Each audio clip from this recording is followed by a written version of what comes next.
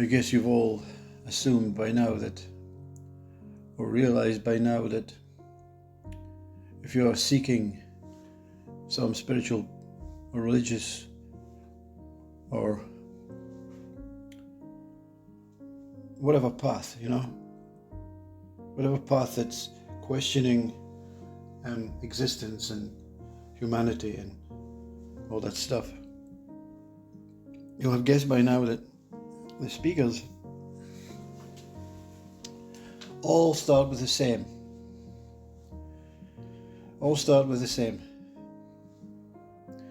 And they start with the question: who, where, what, why, how. And that's what we use these questions in our day-to-day life. So when I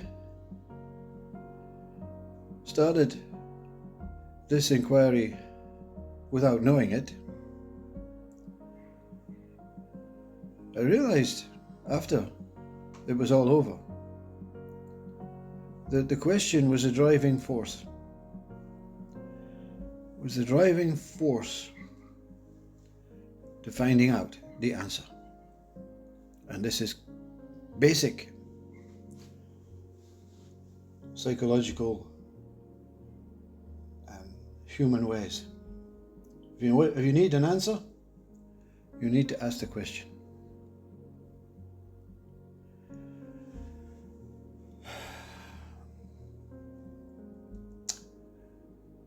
So the question, it begins negatively. For myself, it began negatively. Why can't I fit in? Why? What do I have to do to be this particular type? What? How is it that I feel left out? How? Where can I go that I can feel safe and part of something? Where?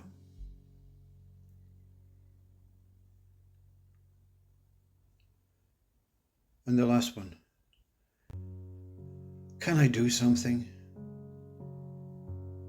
Can I do something about this?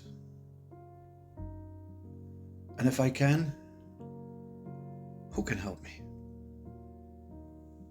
Can and who? We're not looking spirituality, we're not looking enlightenment, we're not looking for consciousness or God or soul or spirit or some religious sect or whatever. You're just looking in the human world to find something where you feel you belong.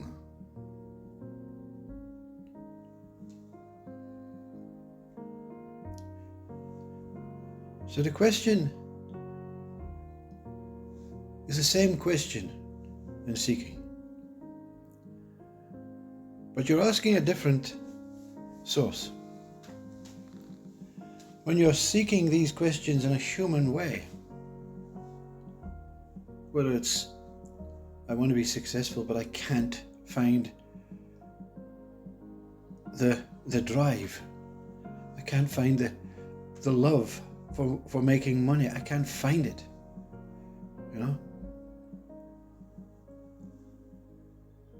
These questions are sent to the brain. They're operating in the head. And that's why this Eckhart Tolle awakening happened for myself. I was angry at the one in the mirror. And there was an explosion in the brain. And ever since I felt no sensation in this brain. It seems to be operating okay, I'm eating and speaking as if I fit in. But as soon as the brain stops accepting, we call it the mind in the brain, you see, but the brain is independent of the mind. The mind is everywhere, the mind is in your fingers, your toenails. It's around you, it's within you, it is an aspect of consciousness. So it's not relevant to just the head.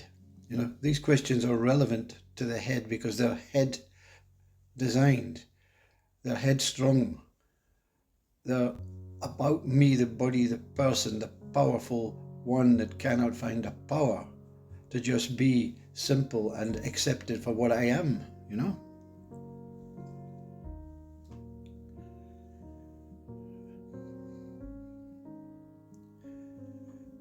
So when that happens, the questions, they still come. But you're asking a different source. You're not asking the brain to recite the answers which have been conditioned and programmed and, stored safely with a key and a lock in the brain. It's just that the key and the lock has been damaged, it's been broken. Everything is spilled out and run into the body below. So you start asking these questions and you're unaware that you're asking these questions to your heart, which is not your organ. It is your center of your being. It is around the hara. And you get different answers. The answers are more, I wouldn't say pleasing, but the answers are more or less powerful, less intrusive, less aiming at being negative towards you, being destructive towards you. It's like talking to the teacher that actually accepts the questions and gives no answers and allows you to find the answers on your own.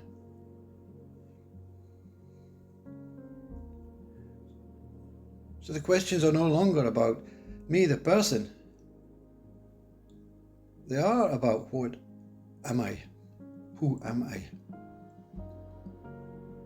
Where am I looking from? Can I be seen?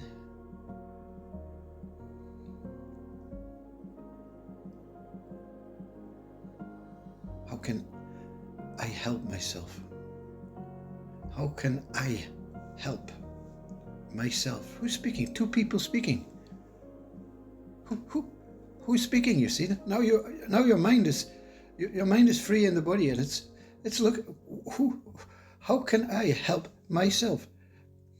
I'm the one asking the question. I'm asking it to I, but there's another one, myself. There's three of me. You ask these to the head, and you're going to be stuck in a mental hospital for the rest of your life because your brain will not operate. It will say, oh my God, I'm going nuts. I'm beginning to see two people. And this is what they call schizophrenia and all these mental diagnoses, personality disorders and stuff, when they operate in the head, because the brain is not. So you don't voice what's going on in your head. It's damaging to your brain. It's damaging to your whatever people see you as. So you keep quiet. You keep quiet, and the teacher inside, this new teacher that's accepting, it just sits with you and holds your hand. It doesn't give you the answers. It's like looking in the mirror, and the one in the mirror is true and genuine. And you like what you see. And you like actually being honest and genuine because you trust this teacher within. And this teacher within gives you the space. It protects you. Whatever you are at this point, it protects you from that brain, that ego, and it siphons out all that stuff. It keeps you back in its womb. And the questions, what happens? They dissolve. It's like when you chant a mantra. At the beginning, it's very evident that it's going to take a few, maybe 20 or 30 chants to get you into a routine, you know. And after about 100 chants, you don't even realize you're chanting. There's no chanter. And what happens is, the chanted fades out. Or the one that's chanting fades out. The questioner takes a back seat. It becomes invisible. It becomes empty. And only the chanting remains. And there's no one understanding or listening to the chanting. So this is the same for the questions. It's not about finding an answer from the questions, the context of what the question means. Who am I? What is this who? Who is I? You're looking at it in an intellectual way. It's just repeating the question until the questioner stops questioning, stops finding the power of the question. The question is not powerful. Power is giving up the questions, you see.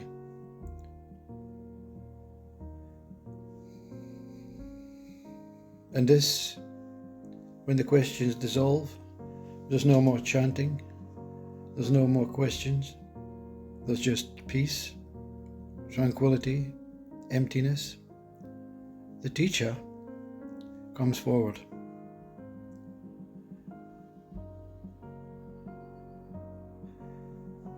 It doesn't embrace you, it is you, you see. You are the true teacher to yourself.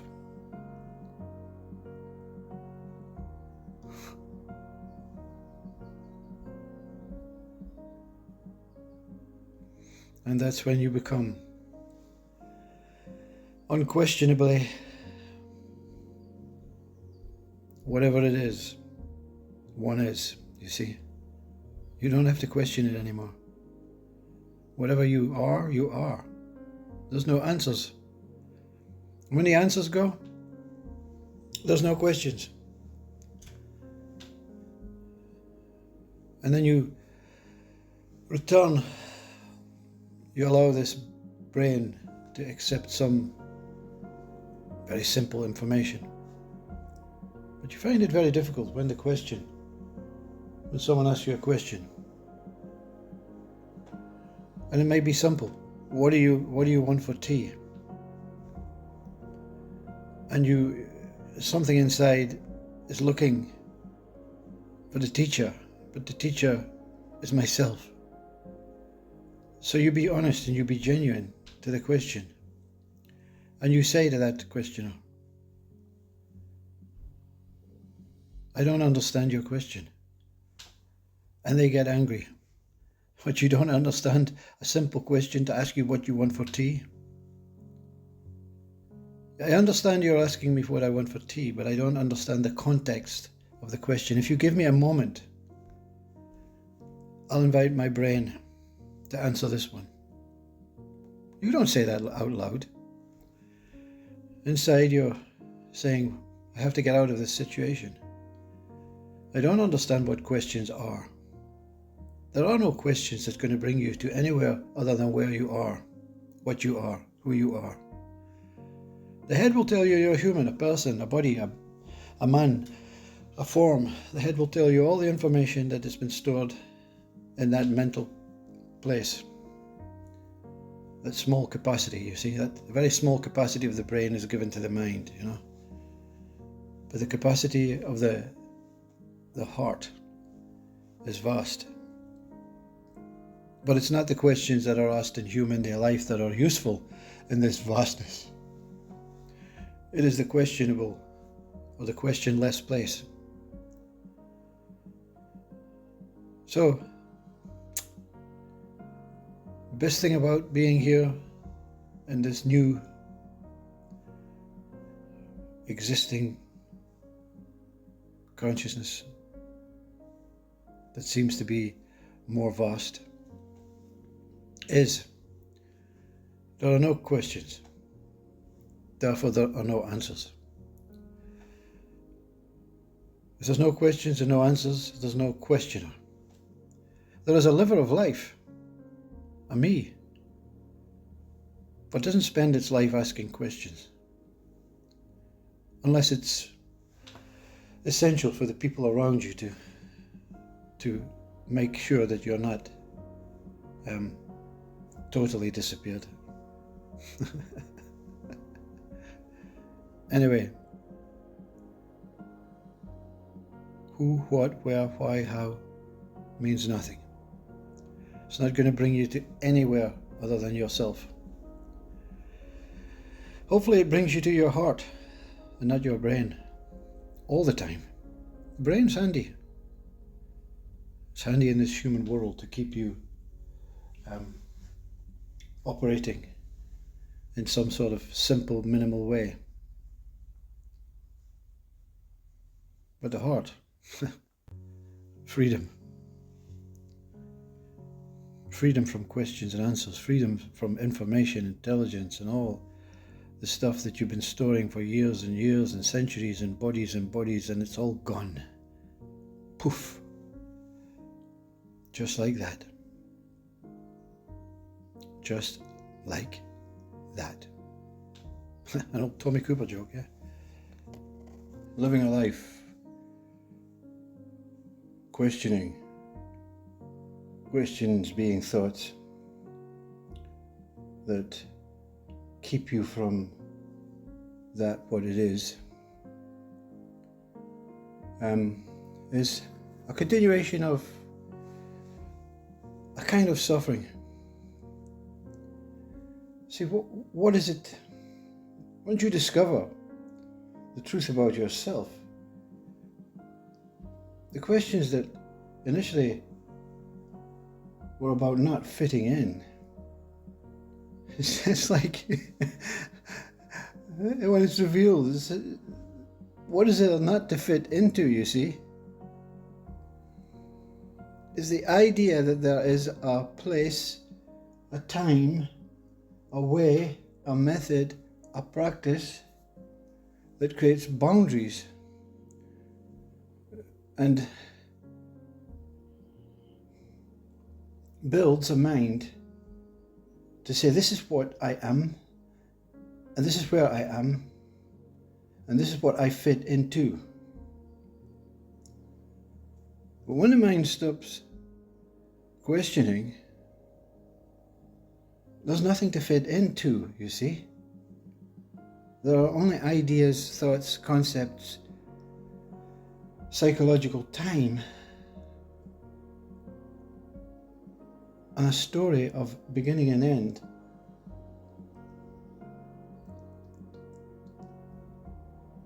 that it fits into. Why would it have to fit in, you see? Why would I have to fit in to a world of complex changing? I mean, the question itself is just a perception. It's a perception, it's a perceiving of what other is, or what else is, or where else, what else, who else.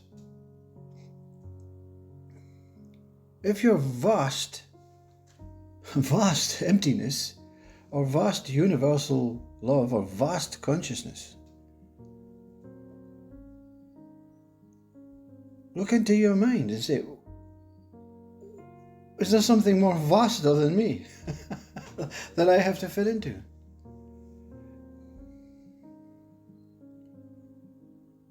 The more intelligence, the more questions, the more belief systems, the smaller you get. Until you feel all the walls around you. That's what I felt in front of this mirror. There was nowhere to go. I had succumbed to a mind that says, this may be bad for you right now because there's nowhere to go. What action are you going to take? And something inside you says, the action of getting rid of you, Mr. Mind. You can go. Don't put me in this situation. I'm much more present than that, you see. When questions go, there is only presence. There's no questions in presence, in the present moment. How can there be? There's no you. If there's a you in the present moment, it's conditioned with past information. It's just past information looking at itself as if it thinks it knows what the present moment is. If the present moment is known, then it's not the present moment. There's no me in the present moment. There's no I. There's no you. Because there's no thoughts. If there's no thoughts, there's no questions. And something opens up, like that lotus flower, and you really start to experience your vastness. And it's not a game. It's not a mind thought. It's not another elusive, imaginated trip, lucid trip. I don't take drugs. Alcohol gives you some sort of freedom, but it's it's actually a punishment, you see. It's a depression. It's the real trip, the trip of no trip. See, the trip of no trip. The question that leads to no answers. The answers that lead to no questions. See, I look at it like this: on your deathbed, and all your family is round about you, and you're getting the call, and everyone's eyes are telling you, they're about to go. You ask the question, to your family, did I do well? Question. And before they answer, you're gone. And as God says, well, okay, you need an answer to your question. I'm going to send you back as a frog. Back in time, and I'm going to watch as this frog. You can follow the body that you were at that time. And after another lifetime, you, the frog, can tell me how you did well in your body. And then we can move on. Maybe a ghost, maybe not a frog. But you cannot leave this body with open-ended questions. There are no questions that's going to take you anywhere in this external world to the truth. That's a fact. You can make assumptions, you can have beliefs, you can have hopes, you can have associations, you can have needs, desires, all questions, all based from thought, time, psychological time, The question needs time to be answered, you see. Time is there for the question. Why do people ask questions? Because they're frightened to be in the present moment. The mind cannot, the ego has no position in the present moment. It has no information, no knowledge, no ways to get in and out of it. It dies, the ego dies in the present moment. It's not forever, you see, because you can always have memory to think of past. Or you can always have that question or that hope that very simply says, how am I doing? And if ego comes in and says, get the hell out of this, you're bored, you've things to do, you've work to do, you've a country to look after, you've a king and a queen to worship, you've got all this stuff to do, you've got to be a slave to this society. I don't like the answer to that question, Mr. Ego. And then the vastness kicks in again, the emptiness kicks in. You see, you have to be mute. See, this speaker right now is not experiencing the present moment in its truth, because it's verbalizing, it's talking, it's thinking, it's an operation, you see. The body is never not in operation, but the mind can stop operating. Just for a nanosecond, just for a moment. And in that nanosecond, in that moment, in that vastness, in that void, in that whole pure consciousness, something is revealed.